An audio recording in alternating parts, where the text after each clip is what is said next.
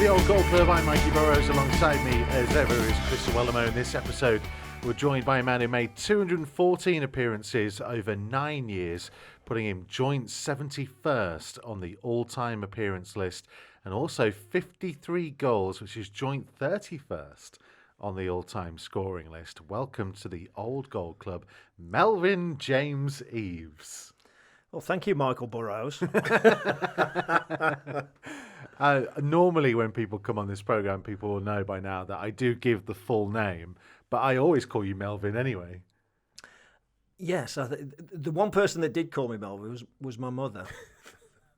But when she called me Melvin, because my mother's from North Wales, from Carnarvon. Yeah. And whenever you heard the name, or she said Melvin, you knew you were in trouble. yeah. Can I say, were you always a Wolves fan then, growing up? I was, yeah. I was born into a Wolves supporting family. I was born in a little fishing village between Wolverhampton and Walsall called Darlaston. And, my family supported Wolves. And you can check I was born in at a time when Wolves were probably the best team in the country. Right. In Europe and in the world, and I've probably got in my DNA people talking about Stan Cullis, Billy Wright, Bert Williams, and all Peter Broadbent, all the great Wolves players. So I think subconsciously that was going in all the time. Yeah. So so it was great. Yes, I was born into a Wolves supporting family. So how did it all come about? How did that you joining Wolves come about? I think I then moved from Darlaston when I was about 7. Moved from school because my dad kept a pub. Then moved to Wensfield, which is in Wolverhampton, and into another pub there. And I played for my local junior school, Weldon Avenue, and then I went from there to again play when I went to my senior school, which was Wolverhampton Grammar School. And I then played for the county, and I played for England Schoolboys. And a lovely man who we've lost now, but was absolute stalwart for Wolves, legend, Joe Gardner was the chief scout. And Joe invited me down to just train Tuesday and Thursday nights. It was in the old gym, which was above the social club, which isn't there now. It's a car park now. I think I've just parked my car virtually where it was, and then you'd get asked to. I remember I get asked to play in the youth team, and my only game for Wolves youth team, the proper full youth team, was in the FA Cup third round, when the club had to get permission. It's all changed now.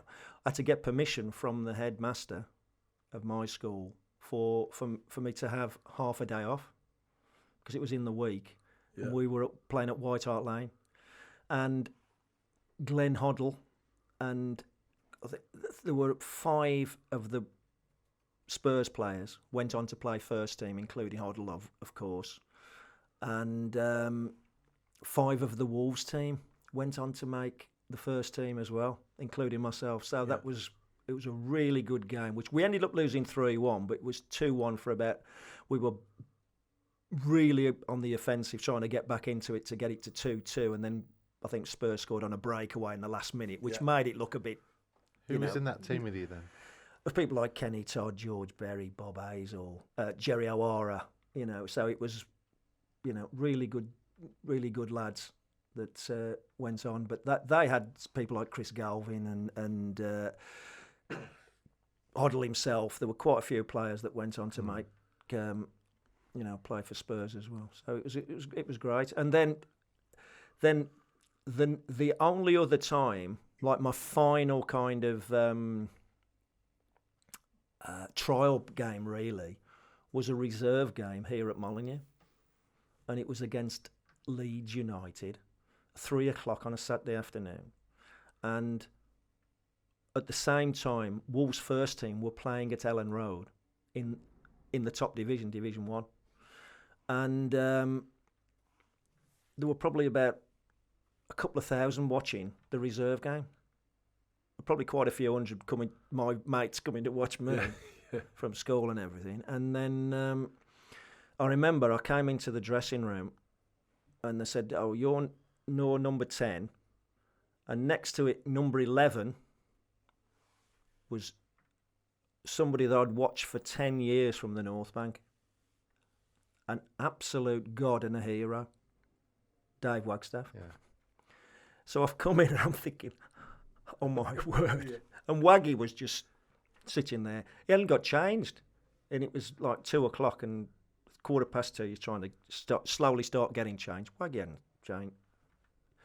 Then I'm thinking, do I call him Mr. Wagstaff or do I call him Sir? Because any authority or teachers or whatever in my school, you called them Sir or Mr. whatever the name was. So I think I can't call him Waggy or Dave, can I? You know.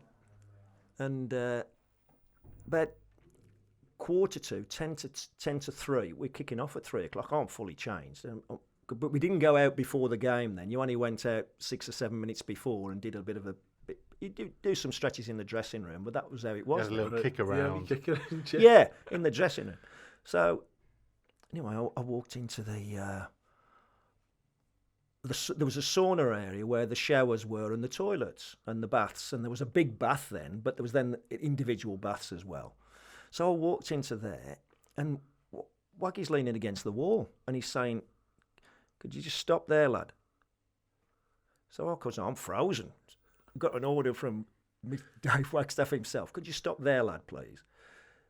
In other words, I've got to stop there so that I could see the dressing room, so I could see. And Brian Owen was the manager for the reserves at the time. He's saying, "Just stay there." And then his left hand come up. He'd got a fag on, hadn't he? This was Waggy's pre-match warm-up was his fag for the reserve game because he was just coming back from injury, so he's obviously just having a reserve outing. And it must have seemed like a few minutes, but it's probably only 20, 30 seconds, but it seemed like an eternity to me. And he kept looking at me. He's going, "Is it all right?" And I'm watching there, waiting for somebody to come. As if you were keeping an eye on I was his lookout. I was his lookout, Waggy's lookout. And then he's just got like that, ditched his fag, and then can't come out. But I've not seen him do a warm-up, a stretch or anything. And then we went out to play. Of course, I'm trying to impress because I'm thinking this is my big chance. I've got to try and impress because I want to get a contract. And so I'm making a run, and I haven't seen him do anything. And he gets the ball. I've made this run on the inside left position, Chris, and he's right out in the wing. No backlift whatsoever with his left foot. Pings it. About 40 yards. It goes like an absolute exocet. I don't break my stride at all, and it's right on the end of my foot. And for once, I actually control it. I'm thinking, and it just suddenly dawned on me, oh my word. You don't get that in school football. And I thought I could play. And I've just realised, oh my word. Then about 10 or 15 minutes later, I've made a run inside right position. And I've just put my hand up as if to say, if you can float it get it over the defender, I could be in, like a longer ball. So again, virtually no backlift. Ping this, and it's gone soaring. And it's tempted the centre half to head it, but he can't, and it's just gone over him. And I've just took it on my chest down, and I've got a shot in this time. Didn't score, but I got a shot in. And I'm thinking, oh my word. I just realised how good and the difference between the pros and enthusiastic kids like me. Yeah. I mean, you had to be patient, didn't you, to get that first team opportunity, really, after you joined? Yeah, because I'd missed 2 years, my own choice, or I didn't get asked, but 2 years I didn't join as a 16-year-old apprentice, which you'd usually, if you were, you were looking good, you might get little chances before it's 17, 18, 19, what have you. But I was 18, probably nearly 19, because I got a September birthday, before I joined and became a full-time pro. So the first 6 months, really, was literally getting as fit as everybody else because I didn't realise how fit you had to be. Yeah. And then, so for the first year, and then the second part of my first season, I got up to the fitness level. So I got another contract because I only got a 1-year contract then. Then I got another one. Then I got established in the reserves, became the top scorer. But then every time you thought, oh, Mel, you're going to get a chance, they'd go out and spend a few $100,000, which is like spending 10 or 20 million now. Yeah. But they'd go and buy somebody that was ready-made. But I knew that I wasn't quite ready yet. But you've got to remember, Wolves were a top side then in the top division. So, and they'd got a lot of strikers to choose from as well. But eventually, I did get my chance. But before that, the nearest I got to it, I was sub the season before at Nottingham Forest. And there was only one sub then, Chris, not 7. Right. Okay. Yeah, one sub, and I was at Nottingham Forest. I got asked to warm up about 3 or 4 times. I never got on. I thought, well, I've gone there. You're thinking you got a chance to get on. Never have a chance. I never got on. I'm thinking, A, somebody didn't get injured, or B, you kind of, well, throw him on because it's give him 10 or 15 minutes.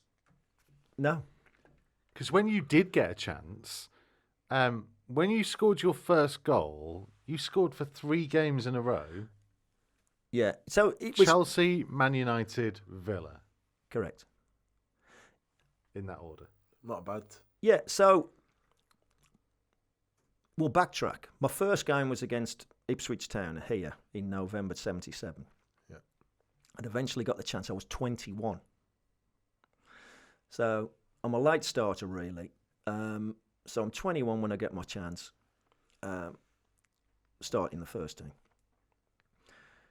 No goals against Ipswich. I played up front with John Richards. That's another one. I'm talking about Wagstaff. I didn't know till the Friday lunchtime when the reserve manager, which was Sammy Chung would come and pin the team sheet in the first team dressing room after training on the Friday morning to say what you're doing. So he pins 12 people. I'm on the sheet, number 10, I think it was. And John Richards, I was playing up front with John Richards, who I'd watched again. Yeah. You know, I'd watched pretty well all of Richards' games, and he was another idol of mine. So I'm thinking, I'm playing up front with John Richards. It was surreal. It was absolutely.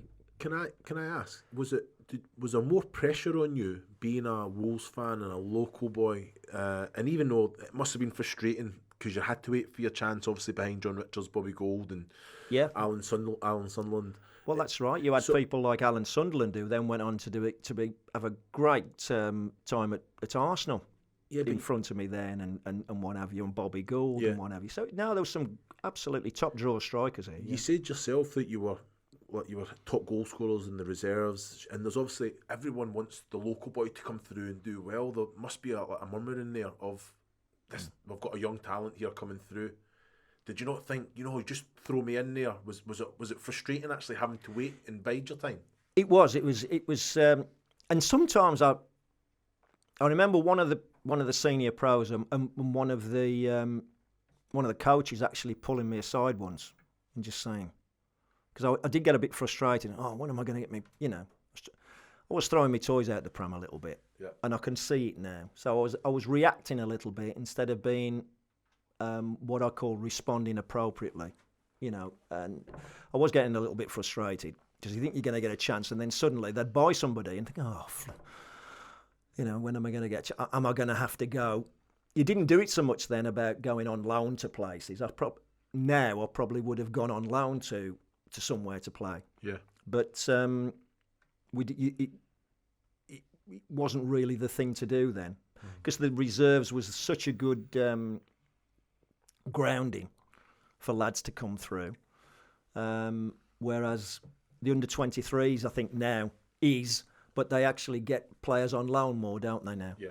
Yeah, so the times have changed. But, I did get a bit frustrated that I wasn't getting a chance. But that point that Looms makes about being the local boy, did you feel that? Because, people, there is that inherent thing of people want the local kid to do well. I didn't feel it at all, actually, Mikey. thinking about it, I didn't feel as though. I didn't feel at all. So it may be now. I know that the fans love a local lad and they love to sing, yeah, he's one of our own. But I don't think that was the thing then.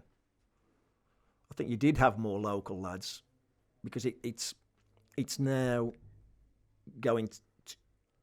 It's an international game. The Premier League is worldwide, so every player in the world wants to. But the thing is, there wasn't to play at the top level. I mean, you might be able to tell me different, but from the interviews that we've done with guys, like, you know, obviously John Richards was Northern and came down. Kenny Hibbett. The only one I can really think of, I guess Phil Parks and Jeff Palmer were kind of the only real local guys, weren't they? Yeah, well, Lofty come from West Brom. He was a West Brom fan as he grew up, which is natural. Jeff was a big Wolves fan from Cannock, and I'm local as well, and a Wolves fan. But that's what I mean. Like, it was kind of the three of you, really, because everybody else had kind of been drawn in from other areas of England. Yeah. So there were lads from all over. We had the Scottish. You always had the Scottish contingent, some Irish lads, English lads from all over. And there was a lot of great banter, and it was banter. You know, you get a great camaraderie. See there, you said there, obviously growing up, Wolves were one of the best team in the country and in Europe and the world. But then you kind of joined that elite 1980, you know, the League Cup, and then obviously going and how did that feel actually getting to that level yourself, a team that you supported all your life? That must have been a massive achievement and give yourself a pat in the back, or not?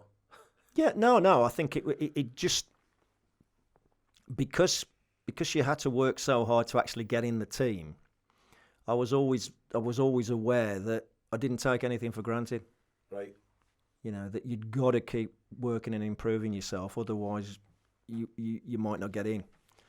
You know, because I didn't get in all the time. You know, I played 214 games in 9 seasons, so that's not. If I was playing all the time, I would have played more games. Probably should have played more games. But you know, I was very pleased and probably proud of what I was doing. But I just kind of did it. I didn't really kind of get carried away. Well, if you just said it there, you should have played. So, how did you feel? You should have played more games. Why didn't you? Yeah, because I didn't know what I know now. I didn't know what I know now. I would have done more in certain aspects. You know, I would have believed in myself more. Yeah. I would have been more proactive. I would have probably got myself even probably done more strength and conditioning earlier. I realised that later, but probably from 18 onwards, I probably would have done far more than I did. I had to do a fair amount because I was like 10 stone wringing wet and was being bullied off the ball really by centre backs mainly, and I had to get strong enough to actually cope with it, which took me a couple of seasons probably. That's why I didn't get in till I was 21. There's also an element though for you that I feel for you a little bit, because by the time you'd kind of nailed down that spot and were having your best goal scoring seasons and were the top goal scorer, yeah, the club fell apart. Yeah, it was on the decline. Yeah, it was that was the really disappointing thing, especially for me being for it coinciding with me establishing myself in the team. As I say, having my best goal scoring season 82-83, where I scored 19 goals, and then Andy Gray was in double figures along with Wayne Clark, because we had the three of us. To then probably the following season, when we knew that we just needed one or two players and we could really be a force again, the club fell apart, and then players left, like Andy, for instance, who a few years earlier had come to the club, 3-4 years earlier had come to the club as the most expensive player in British history, £1.5 million, and then to be then sold to Everton for a sixth of the price, 250,000, and then to go on and achieve probably in 3 seasons under Howard Kendall, what they did, win the Cup, European Cup, the league, and what have you for Everton was crazy. And you could see that most of the players were leaving. They were trying to cut costs, and it was a crying shame at the time. And as I say, that's probably the biggest regret, is that we didn't kick on. Both for myself, because I was just coming to. Well, here's the interesting point then, because I guess that if you being the fan that you were as well, the almost the impossible question of, do you trade that moment at Wembley, playing alongside Andy Gray, to lift the League Cup, if the Wolves turn around and say they didn't sign Andy Gray and they kept that money and maybe helped to pay off the new stands that they were building and whatnot, and the club didn't have the decline it had? Would you have traded that trophy at Wembley for the club not dropping to the 4th division, I guess? Well, that's an impossible thing to answer. And I know. That's why you asked. That's why, I know, Mikey. The thing is that the club used the money from obviously Steve Daly to buy Andy Gray. Yeah. So that was the only reason that they could, and I think that was great, because we had Emlyn Hughes at the end of his career, where he could offer so much, but he was obviously losing a bit of pace, which we all do at the end. But his know-how, Andy Gray, and then the impetus, and then the quality of the other lads that we had in the team as well, made for us being, and then the organisation that John Barnwell and Richie Barker brought to the club. Everybody knew their jobs. It's a bit like, there is a big similarity between the team, the 79-80 team, and the present Wolves team, in the way that the organisation, everybody knew what they were doing. We'd got players that on the day could win games. We got players on the day that could win the games, forwards as well as Paul Bradshaw at the back, for instance, Emlyn Hughes, George Berry in the centre backs. So we got players all over the pitch that could dictate things. You've already had Kenny Hibbett, Willie Carr in the middle, top draw players. So there are lots of similarities between the 79-80 team and the present Wolves team. It's just a thing, isn't it? It's like a sliding doors moment, I guess. That when the club got that money in for Steve, if they don't spend that on Andy Gray and other players, what do you think would have happened? Would they have just survived and just been a bit mediocre, or would it? Well, I don't know. That's something that we'll never know, Mikey. The thing is that when I look at teams, the teams that do well are the teams that have got it right from the very top, which I call the non-football side, all the way through to the football side, so that everybody's singing off the same hymn sheet.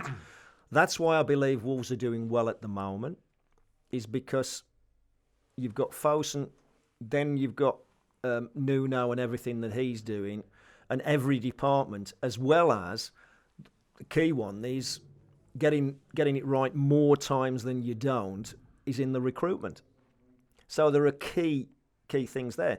But if for instance, the owners of the club suddenly decide that, or something happens to them, and they don't put the same investment in, as exactly what happened to the Wolves in my time, when it wasn't anything to do with the manager and the players. We were going great guns.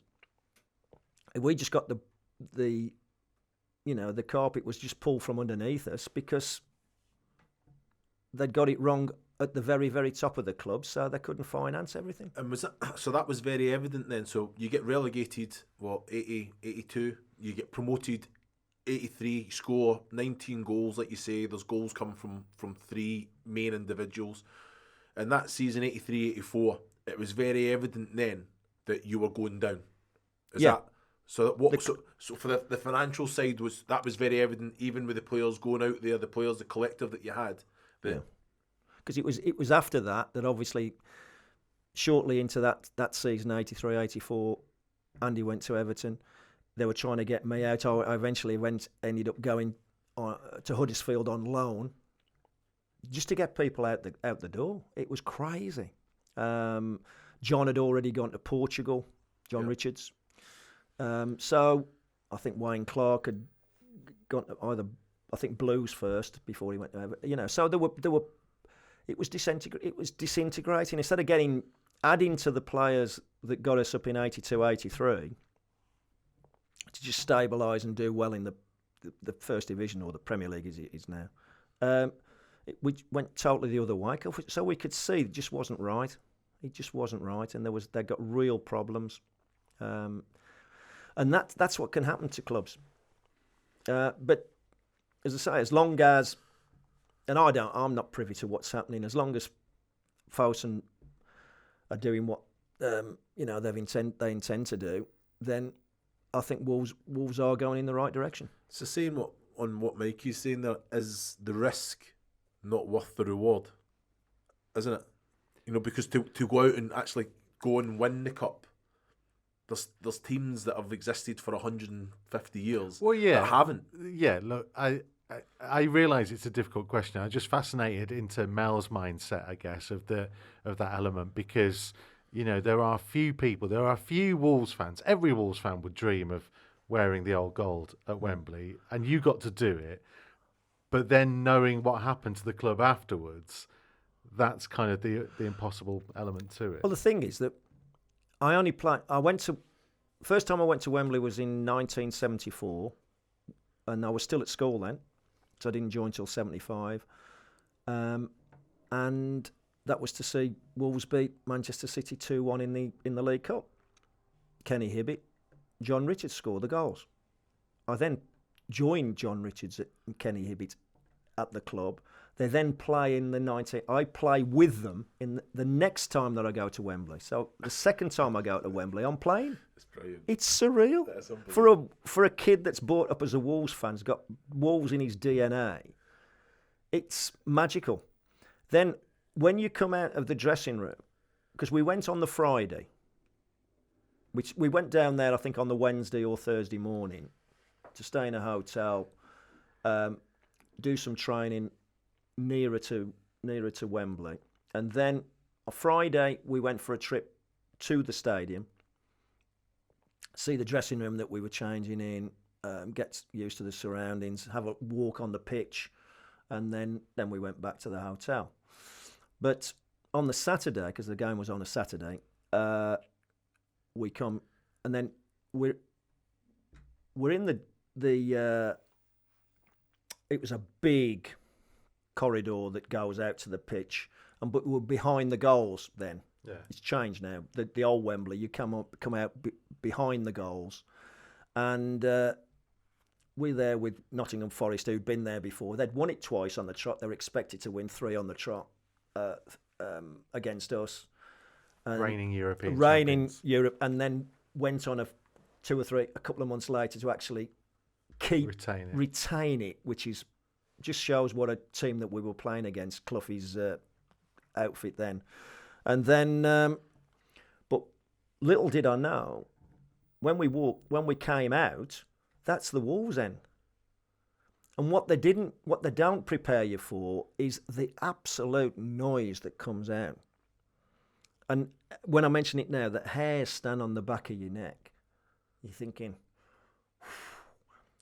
you've got to win for these, because it was so just hit you just so emotionally. When you're just literally about 10-15 yards into the stadium, boom, hits you. You don't hear it really in the in the corridor waiting to go out, because it is a big space. It's about 30 or 40 yards before you actually get out there. And no, it was amazing. And it was surreal actually playing in the game itself. It just,